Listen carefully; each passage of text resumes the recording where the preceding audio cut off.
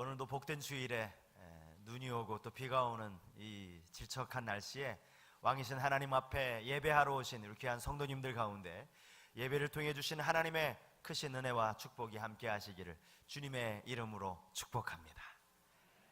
날씨는 좀 질척질척 오시는 길 불편하셨을 텐데 옆에 사람 표정을 보면 기분이 좋아질 줄 믿습니다. 환하게 웃으시면서 함께 인사하겠습니다. 참 잘 오셨습니다. 주의 이름으로 환영합니다.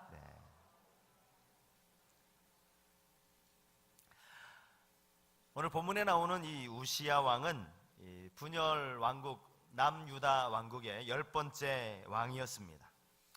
우시야 왕은 성경학자들이 그래도 유다 왕들 중에 선한 왕이다라고 이렇게 평가를 내리는데요, 마지막까지 사실은 선하게 마무리한 왕은 아니었습니다. 처음에는 하나님의 뜻에 따라 잘 나라를 이끌었던 왕이었지만 그렇게 나라가 태평성대를 누리게 되니까 왕의 마음에 이제 교만함이 생겨서 제사장만이 드릴 수 있는 제사를 본인이 직접 분향하려고 하다가 거기에서 나병이 걸려서 그렇게 나병으로 고생하다가 말년을 끝낸 마지막이 좀 안타까운 그런 왕입니다. 역대하 26장에 이 우시야 왕에 대한 이야기가 나오는데요, 오늘은 우시야 왕의 이야기를 하려는 것이 아니라 이사야 선지자의 이야기를 하려고 하는 것입니다. 나라적으로 이렇게 종교적으로 하나님께 드리는 제사가 업신여김을 받는 그런 암울한 시대에 왕이 죽음을 바라보는 이사야 선지자가 성전에서 하나님 앞에 기도하는 중에 그가 놀라운 환상을 보게 되는 것이 오늘 본문의 내용입니다. 이사야가 성전에서 본 환상을 가지고 저는 오늘 우리가 이 땅에서 믿음 생활을 하면서 우리 가운데 꼭 기억해야 하는 중요한 사실 3가지를 오늘 본문 가운데서 함께 찾고 은혜를 나누길 원합니다. 이 땅에서 믿음 생활을 하는 우리가 기억해야 할 중요한 사실 첫 번째는 영광의 하나님을 경험하는 예배 생활이 되어야 한다라는 사실입니다. 영광의 하나님을 경험하는 예배 생활. 오늘 본문에 이사야 선지자가 환상 가운데 본 것이 바로 그것이었습니다. 본문 1절에 보니까 주께서 높이 들린 보좌에 앉으셨는데 라는 말씀이 나옵니다. 이 높이 들린 보좌라는 말이 의미하는 게 뭐겠습니까? 높이 계신 하나님, 보좌에 좌정하고 계시는 영광 가운데 나타나신 그 하나님을 의미하는 것이 아니겠습니까? 그의 옷자락은 성전에 가득하였다 그랬는데 여기 이 옷자락이 상징하는 것은 그의 위엄, 그의 영광, 이것을 의미하는 것입니다. 그의 영광이 옷자락이 성전에 가득한 것처럼 그의 영광이 온 성전 안에 가득했다라는 것입니다. 본문 2절에 보니까 이 스랍이라는 표현이 나오는데요, 이 스랍은 아주 쉽게 말씀을 드린다면 하나님을 모시는 천사를 의미합니다. 본문에 스랍들이 모시고 섰는데 이런 표현을 한 것을 보면 스랍들이 하는 일이 왕이신 하나님을 지금 모시고 하나님을 수종드는 역할을 하는 그런 천사였다는 것입니다. 이 스랍들이 지금 하고 있는 행동이 무엇입니까? 6날개를 가지고 있는 이 스랍들이 2날개로는 얼굴을 가리고 2날개로는 발을 가리고 2날개로는 날개짓을 하면서 하나님을 찬양하고 있는 모습이었습니다. 그 하나님을 찬양하는 찬양의 소리가 오늘 본문 3절에 나와 있는데 우리 3절 말씀을 우리 다시 한번 같이 한번 읽었으면 좋겠습니다. 본문 3절입니다. 다 같이 읽겠습니다. 서로 불러 이르되 거룩하다 거룩하다 거룩하다 만군의 여호와여, 그의 영광이 온 땅에 충만하도다 하더라. 여기 서로 불러 이르되, 이 불러라는 이 표현이 옛날 우리가 보던 성경 개역 한글판 성경에는 서로 창화하여 라는 말로 번역이 되었습니다. 이 창화하여라는 이 말은 큰 소리로 외쳐 노래한다라는 그런 의미가 담겨 있습니다. 그러니까 우리가 거룩하다 거룩하다 이런 정도가 아니라 거룩하다 거룩하다, 목소리가 쉬어가지고 이렇게 우리가 예배를 시작하면서 찬송가 8장 거룩 거룩 거룩 이 찬양을 부르지 않습니까? 아마 이 찬양 소리보다 훨씬 더 웅장하고 훨씬 더 큰 소리로 하나님을 찬양하는 모습을 3절이 기록하고 있는 것입니다. 이 소리가 얼마나 크고 웅장했던지 오늘 4절에 보니까 문지방에 터가 요동했다, 문지방에 터가 흔들렸다라는 거예요. 이 찬양의 소리, 저는요 이 본문을 이렇게 머릿속으로 그려보면서 야, 이 모습이야말로 정말 하나님이 임재하시는 모습이겠구나, 이 모습이야말로 정말로 하나님이 이 예배 가운데 성전 안에 가득한 영광을 받으시는 모습이었겠구나, 이런 생각이 들면서 우리가 드리는 예배가 바로 이런 하나님의 영광을 목도하는, 이 영광을 보는 그런 예배가 되면 얼마나 좋을까, 그런 생각을 해보게 되었습니다. 여러분, 우리는 너무 오랜 기간 동안 믿음 생활한 지도 오래되고 예배를 드린 지가 너무 오래돼서 아무런 감동도 없고 하나님의 임재에 대한 사모함도 없이 그렇게 예배하고 있는 모습은 아닙니까? 하나님 분명히 이곳에 임재해 계심을 믿습니다. 그 우리가 믿든 안 믿든 상관없어요. 하나님은 이 예배 가운데 분명히 함께하고 계십니다. 문제는 우리가 눈으로 그것을 보느냐 보지 못하느냐. 누가 봅니까? 그 하나님의 임재를 사모하는 자들에게 하나님이 보여주시는 줄 믿습니다.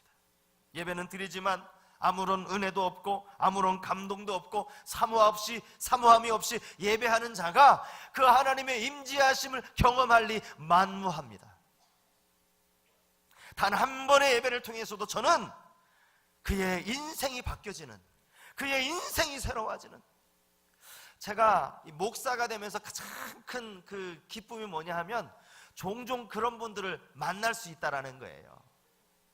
목회를 하면서 성도를 만나면서 믿음 생활하는 분들의 이야기를 들으면서 그분들의 간증을 들을 수 있다는 게 이게 얼마나 큰 행복인지 몰라요. 야, 이분은 이렇게 하나님의 임재를 경험하셨구나, 이렇게 예배 가운데 놀라운 하나님의 영광 가운데 나타나시는 모습을 보셨구나. 제가 아는 많은 성도님들 가운데 어떤 분은 이런 이야기를 하세요. 성전에 그냥 들어왔는데, 이 성전 문 안에 들어왔는데 그냥 들어오자마자 눈물이 흐른다는 거예요. 왜 그러지? 거기 고춧가루가 부러졌나? 어떤 분은요, 찬양이 시작되는, 우리가 15분 전에 찬양을 하지 않습니까? 찬양이 막 이제 시작되는 그 시간에 갑자기 막 그때부터 마음이 막 뜨거워진다는 거예요. 야, 이분들은 정말 하나님이 특별히 사랑, 왜 그렇게 몇몇 사람들에게 하나님이 은혜를 주시지? 기분 나쁘잖아요. 우리도 다 예배 드리는데 왜 저분들은 이렇게 성전에 들어오자마자 그냥 가슴이 뜨거워지고 막 눈물을 철철 흘리면서 그렇게 하나님의 임재를 느끼면서 은혜를 누리면서 예배를 드릴까? 가만히 봤더니요, 이유가 있더라고요. 이분들이 교회 오시는 시간이 거의 예배 시간 30분 전에 오시는 거예요. 미리 와서 예배를 준비하는 거예요.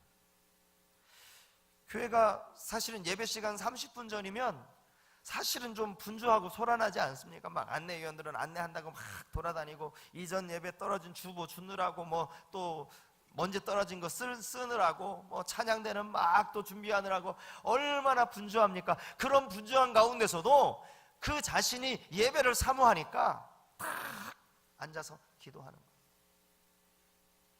제가 아는 어떤 성도님들은요, 11시 예배를 드리기 위해서 10시 10분 20분에 옵니다. 9시 예배가 거의 10시 한 10분, 10시 한 분, 8분, 9분에 끝나거든요. 그러면 성도님들이 이제 나가셔야 되잖아요. 근데 나가시지를 못하는 거예요.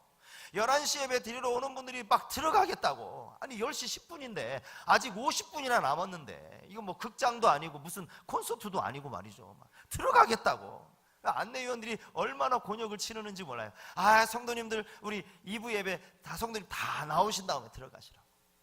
줄 서서 기다려요. 줄 서서. 그렇게 10시 10분, 40분, 50분 전에 성전에 도착해서 그들이 뭘 하겠습니까? 그 시간에 기도하지 않겠습니까? 사모함을 가지고 하나님 앞에 은혜를 달라고 기도하는 그 중심을 하나님이 보시는데, 하나님이 은혜 부어주시려고 하나님이 이만큼 은혜를 가지고 계시면 하나님이 누구에게 은혜를 부어주시겠느냐고요. 그렇게 사모하는 자들에게 부어주시지 않겠습니까?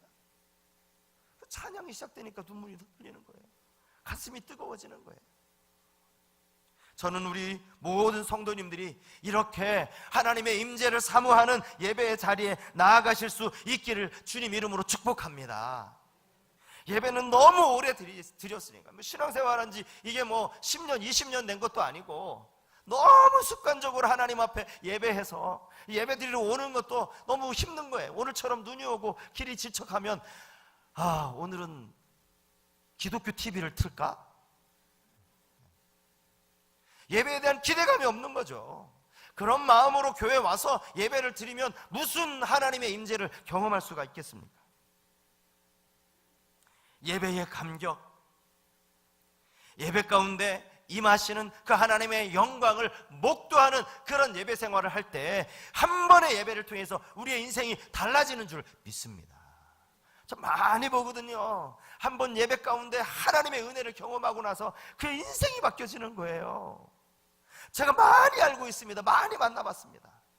우리 모두에게 그런 은혜가 있게 되기를 주의 이름으로 축복합니다.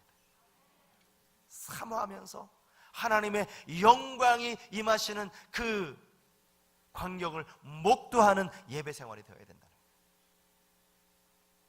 우리의 예배를 한번 돌아볼 수 있길 바랍니다. 내 안에는 정말 사모함이 있나? 내 안에는 정말 간절함이 있나? 오늘 예배 가운데 하나님 어떤 은혜를 주실까? 어떤 말씀을 통해 하나님이 내게 음성 들려주실까?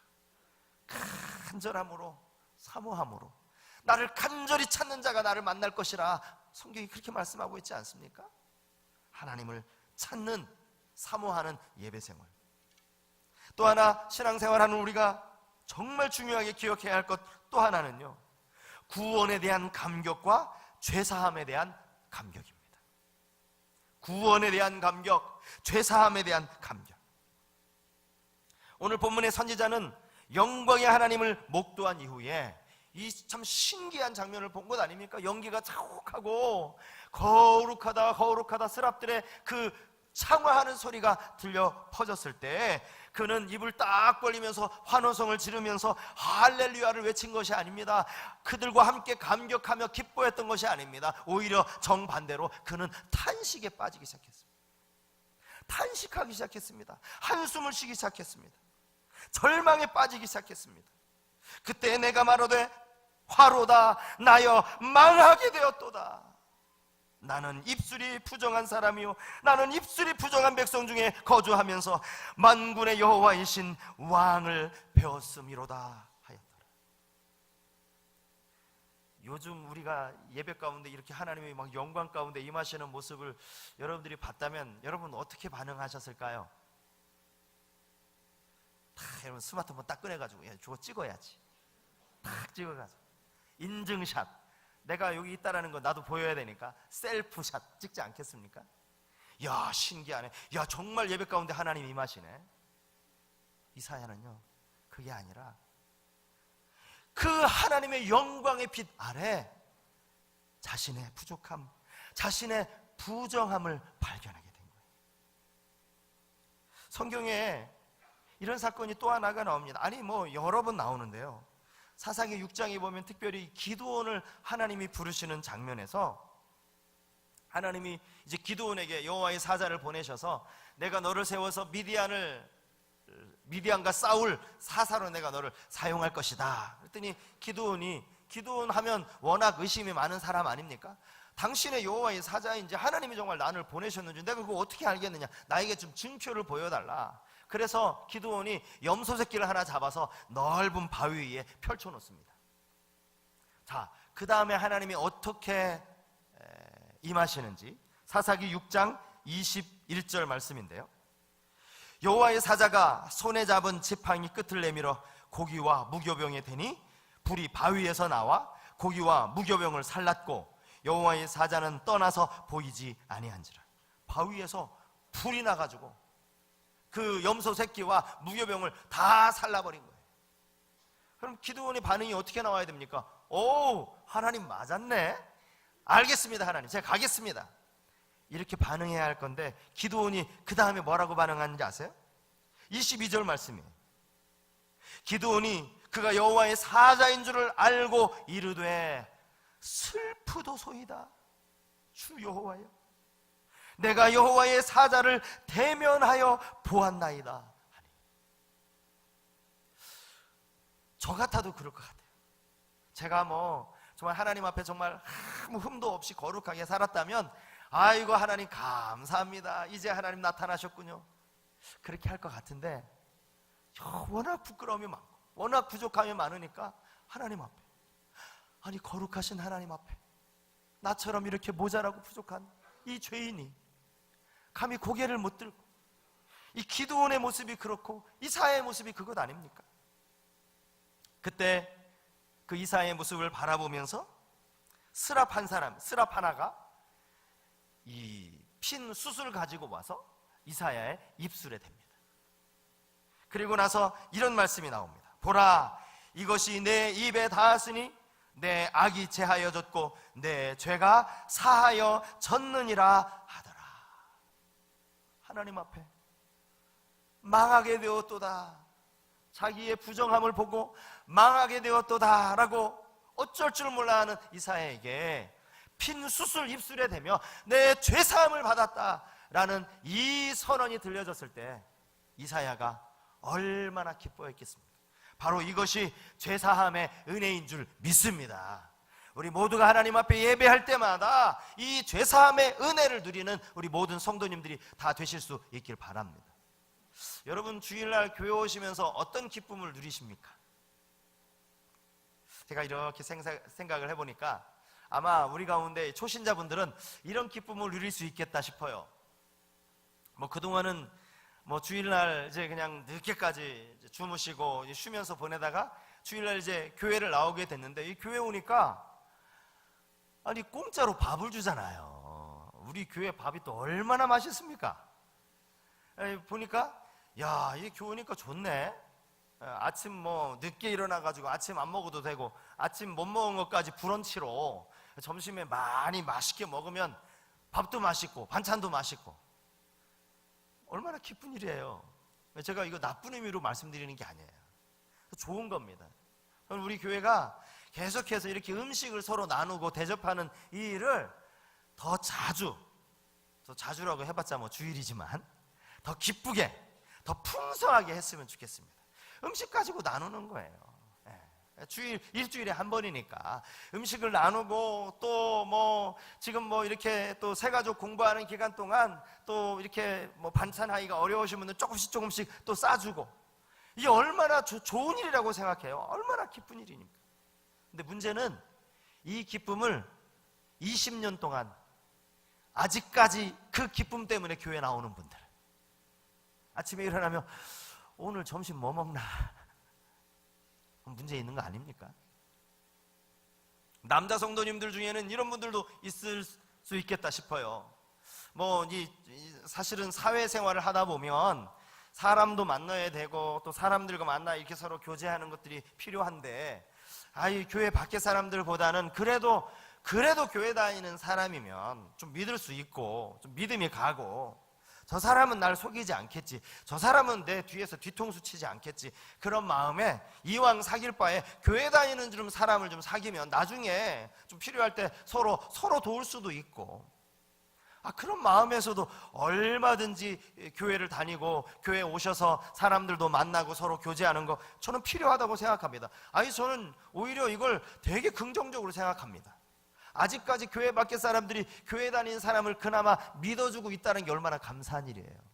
제가 오히려 염려하는 건 뭐냐 하면, 교회 다니는 사람이나 안 다니는 사람이나 똑같구만, 이런 소리가 듣게 되지 않을까, 머지않아 아마 이런 소리 듣게 될 것 같아요. 교회 다니는 사람이나 안 다니는 사람이나 다를 게 뭐가 있나, 똑같이 남 속이고 똑같이 등쳐먹고 뒤에서 뒤통수 치고 정말 그렇게 되지 않기를 바랍니다. 교회 안에 그래도 믿는 사람 사귀면, 그래도 저 사람이 집사라고 하고, 저분이 장로님이라고 하니까, 그래도 저분하고 사귀면 뭐 인생에 대해서 좋은 이야기도 많이 들을 수 있겠고 좀 도움이 많이 되겠구나, 그런 마음에서 사람을 만나고 서로 교제하려고 교회 다니는 거, 그것도 뭐 신앙생활의 기쁨이 될 수 있겠죠. 근데 그런 기쁨을 20년이 넘도록 30년이 넘도록 그 기쁨만 가지고 있다면 진정한 신앙생활이 아니라는 겁니다. 정말 신앙생활이 뭡니까? 그것은 주님 앞에 나올 때마다 내 죄사함을 받았다는 것, 하나님과 원수되었던 내가, 하나님을 알지도 못하고 그냥 세상 일에 얽매여 살아가던 내가, 아니 예수를 믿으면서도 여전히 세상 가운데 죄를 지으면서 입술로 죄짓고 마음으로 죄짓고 죄 지으면서 살다가 주님 십자가 앞에 나와서 기도할 때 주님이 나를 사랑하시고 십자가의 보혈로 나를 씻어주셨다는 그 기쁨, 그 감격을 누리는 거, 이것이 신앙생활의 참된 기쁨인 줄 믿습니다. 맛있는 점심 먹는 것도 기쁘지만 그것보다 더 큰 기쁨이 이 기쁨이 되어야 된다는 거예요. 얼마 전에 권사님 한 분이 예배 시간에 대표 기도를 하시는데요, 그분이 십자가의 은혜를 이렇게 기도 시간에 이렇게 기도하시면서 울먹울먹 하시면서 더 이상 기도를 잘 못하시는 거예요. 제가 옆에서 들으면서 오히려 그분이, 그 권사님이 십자가의 은혜 앞에 울먹거리는 그 모습에 제가 감동이 되었어요. 그분이 예수 믿은 지 뭐 1년 되신 분입니까? 2년 되신 분입니까? 적어도 20, 30년 넘게 되신 분 아닙니까? 그런데도 늘 하나님 앞에 기도하면, 그 십자가를 생각하면 말이 제대로 안 나오는 거예요. 하나님, 나 같은 죄, 나 같은 죄. 그 감격을 경험하는 믿음 생활이야말로 신앙생활의 정말 큰 기쁨인 줄 믿습니다. 여러분, 이 기쁨 누리면서 믿음 생활하는 우리 모두가 되실 수 있길 바랍니다. 죄사함의 은혜예요. 죄사함의 은혜. 또 하나 신앙생활하면서 우리가 기억해야 할 것, 중요한 것 한 가지는 우리를 부르시는 부르심의 사명을 기억하는 것입니다. 이 말이 무슨 말인가 하면 오늘 본문을 보세요.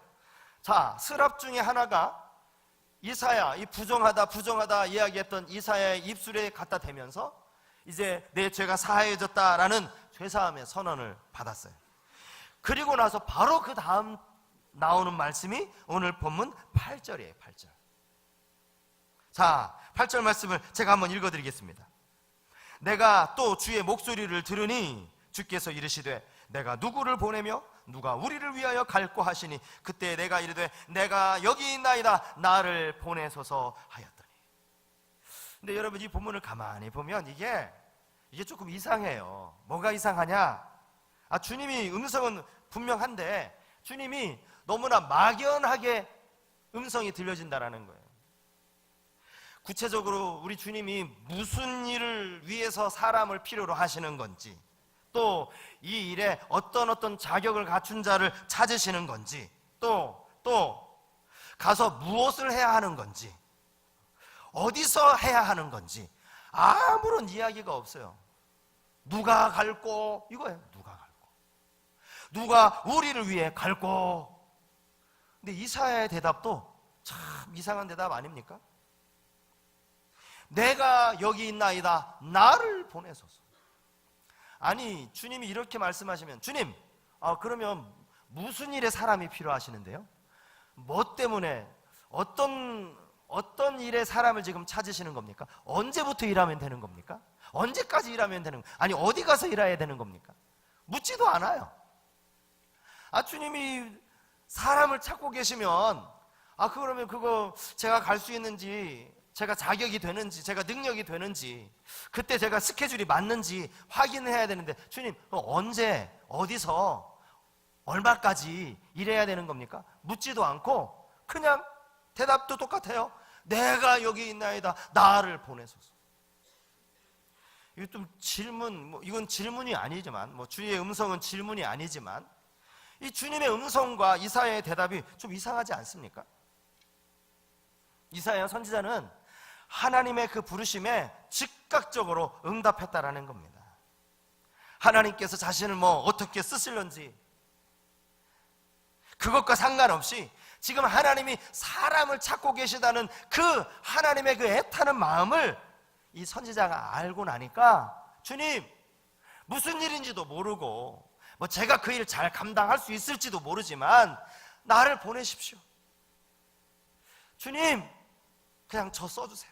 제가 부족할지도 몰라요. 제가 그 시간에 아마 시간을 못 맞출지도 모릅니다. 제게 능력이 모자라서 주님 후회하실지도 모르지만 그래도 주님 필요하시면 저 써주십시오. 이렇게 응답하는 선지자의 모습이 이사야의 모습이라는 거예요. 저는 하나님의 표정을 한번 생각해 봤습니다. 이 이사야의 응답을 들으시는 그 하나님의 표정이 어떠셨을까? 안타까움에 사람을 찾고 계시는 그 하나님께서 얼굴이 환하게 밝아지지 않으셨을까? 기분이 흡족해지지 않으셨을까? 그런 생각을 해보게 되는 것입니다.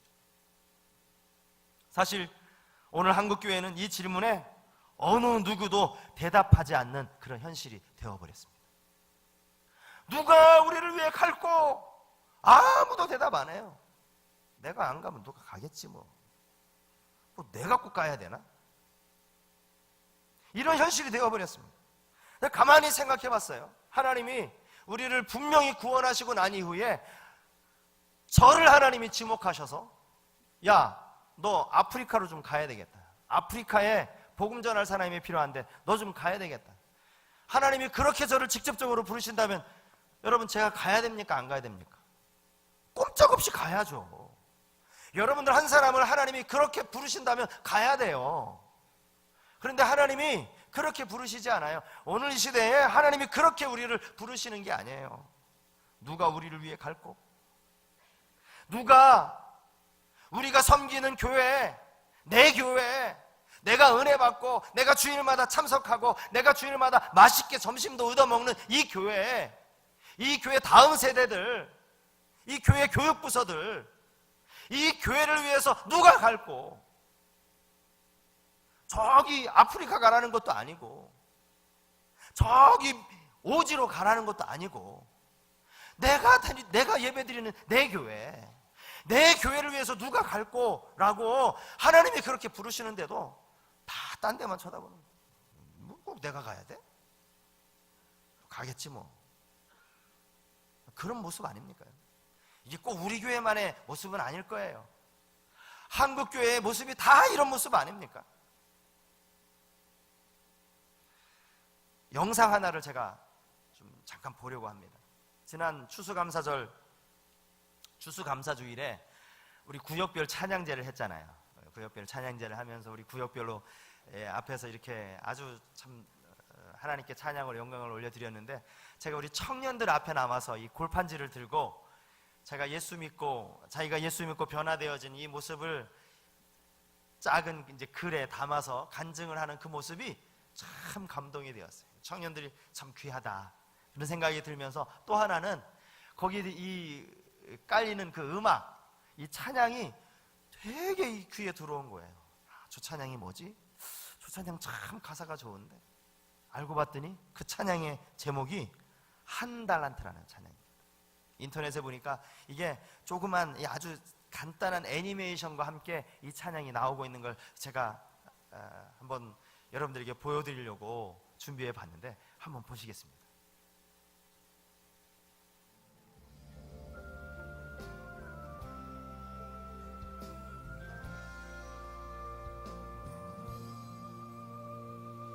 내가 가진 것이 다른 사람보다 작아 보여서 나는 당신이 주신 달란트를 묻어두었습니다.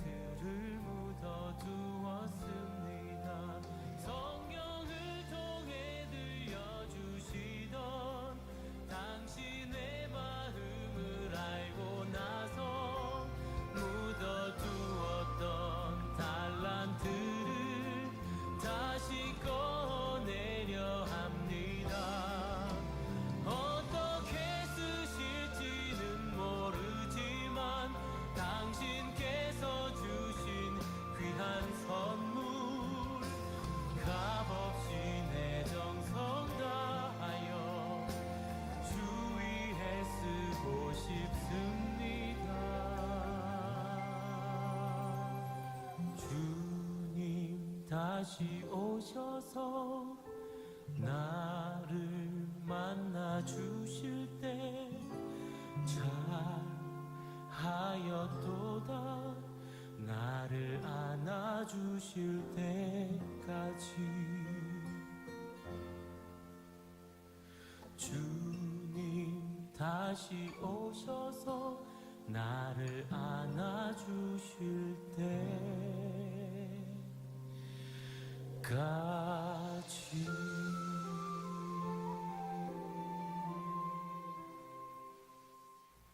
이 찬양 가사가 이렇습니다. 당신이 다시 오실 때까지 그저 편하게만 살고 싶어서 당신이 주신 달란트 내가 땅에 묻어두었습니다. 그런데 성경을 통해 당신의 마음을 내가 알고 나서 내가 조금 전에 묻어두었던 그 한 달란트 다시 꺼냈습니다. 여러분, 하나님께서 우리에게 주신 이 귀한 사명, 이 달란트, 여러분 그냥 묻어두고 계시지 않습니까? 오늘 우리가 이 찬양을 좀 함께 부르고 같이 좀 기도하기를 원하는데요, 이 찬양 가사가 이것입니다. 다 표현 못해도 나 표현하리라, 다 담지 못해도 나 닮아가리라. 가사를 생각하면서 우리 이 찬양 함께 부르고 기도하겠습니다.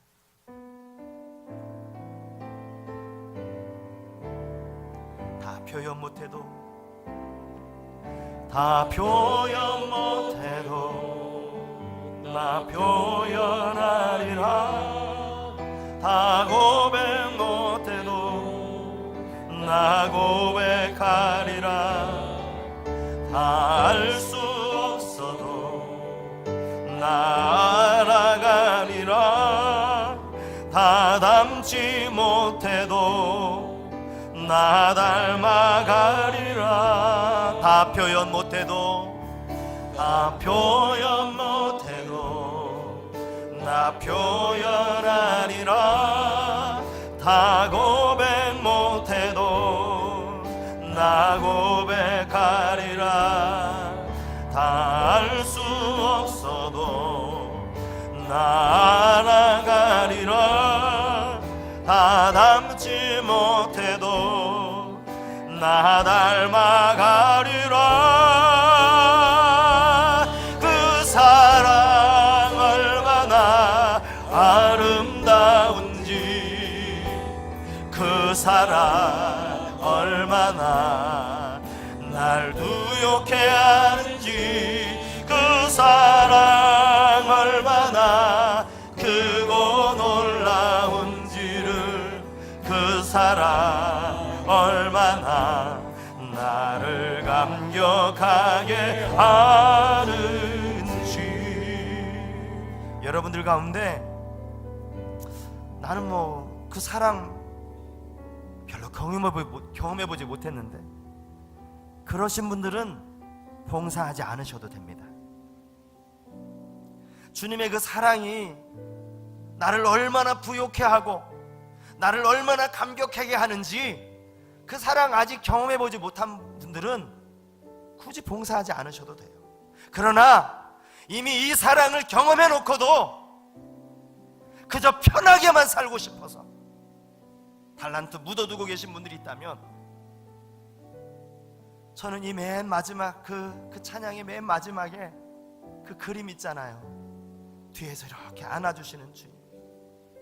비록 한 달란트 보잘것없는 것이지만 그거 다시 꺼내서 주를 위해 어떻게 쓰실지 몰라도 주를 위해 쓸 때 안아주시는 주님. 우리에게 사명이 있음을 기억하고 오늘 이 시간 하나님 앞에 좀 결단했으면 좋겠습니다. 여러분, 그 사랑의 감격을 알고 계십니까? 그 사랑으로 인해 여러분 부유함을 누리고 계십니까? 그렇다면 여러분 편하게만 살려고 하면 안 되잖아요.